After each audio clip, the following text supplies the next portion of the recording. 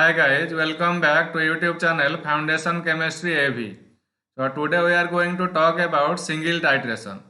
So what is single titration? The titration where one acid is titrated against one base. So this will be highly beneficial for 11th and 12th class students. So I have a simple message for you. Please think for innovation, always be creative, learn everywhere, anytime and help to learn others. So there is a disclaimer for this experiment. In this experiment, approximate data are used to give a flavor about the real experiment, calculation part and conclusion and better understanding about the experiment to the students. So if you carry out your own experiment, you will get your original data for your experiment and it may happen that the result may vary from person to person. So the aim of the experiment is to determine the strength of supplied alkali by titration with given acid solution of strength n by 10. So what are the apparatus required for this experiment? We need burette with burette stand, pipette bulb, conical flask, graduated cylinder, beaker, volumetric flask, wash bottle. So now let's recognize what are these apparatus. So this one is burette with burette stand, pipette, conical flask, beaker, volumetric flask, measuring cylinder, wash bottle, pipette bulb, weighing machine, Bunsen burner, glass funnel, filter paper. So mostly these apparatus are used in titration experiment. So what are the chemicals required? We need acid, HCl and alkali as NOH solution. And here the strength of acid is n by 10 and methyl orange as indicator for this titration. So what is the basic principle behind this single titration? So here the single alkali NOH will react with the acid HCl to give rise to salt NaCl and water. So at neutralization point there will be a color change. So using methyl orange as indicator, so you can see the structure of this methyl orange. So it works between the pH range of 3.1 to 4.4. So what is the procedure we need to follow? We need the burette, pipette and the conical flask are washed thoroughly with tap water and then with distilled water. The burette was then rinsed thrice with supplied acid solution. Then it was filled with the acid solution just below the 0.0 level. You can see in the lab, okay, the burette and just below the 0.0 mark you can take. It is advisable. And it should be fixed to the burette stand by removing the air bubble, if any, in the burette. And you need to note down the initial burette reading at that time. So what is the exact mark? You can see the lower meniscus.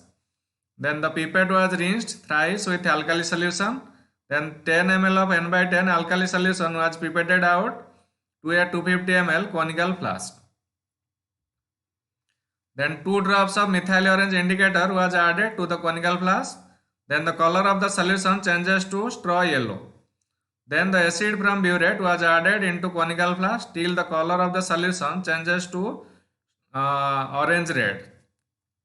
And this would be the end point of the titration. So one might be curious why such color change will occur from straw yellow to orange red. So you can see here, this is the structure of methyl orange. And in the presence of alkali NOH, so that will be converted to sodium salt of sulfonic acid. And that will undergo resonance to give rise to a quinoid type structure which absorbs at higher wavelength. So we can see the color as orange red. Then the addition of acid was stopped at the end point of this titration and the volume of acid consumed was noted down. So you need to take the final burette reading at that point and you can take the difference. So you can find out what is the volume of acid consumed. The same process was repeated until 3 concordant readings were obtained. So you need to note down the titration readings in a tabular form. So here you have taken 10 ml of alkali solution and initially you need to note down the initial burette reading in this column. Then you need to note down final burette reading here, and if you subtract FBr minus IBr, So that will give you the difference and that will be the rough reading. Then you need to repeat the same titration 3 more times to get the 3 concordant readings. So for example, you got initial burette reading 0.7 and final burette reading at the end point of titration 11.3. So if you subtract these two, the difference will be 10.6. So in the next 3 titrations, let's say you get here 11.3 as initial burette reading and final burette reading is 21.5. So here you get difference 10.2 ml. And in another 2 titration you get also 10.2. So here 10.2 will be the 3 concordant reading. So in case you get different reading in each case, so you need to take the average. So here the strength of acid, when we look at the calculation part, the strength of acid we know 0.1 normal and volume of alkali used 10 ml that we have taken, let's say that is V1 and the strength of acid is as N2. And let the strength of alkali as X normal that we need to find out. Let's say it would be N1. The volume of acid used in the titration we found out 10.2 ml, let's say that is V2. So the strength of alkali can be found out by using the equation V1N1 equal to V2N2. So we can find out N1 by using the formula V2N2 by V1. So 10.2 into 0.1 by 10. So it is found to be 0.102 normal. So in conclusion, the actual strength of alkali in single titration was found to be 0.102 normal.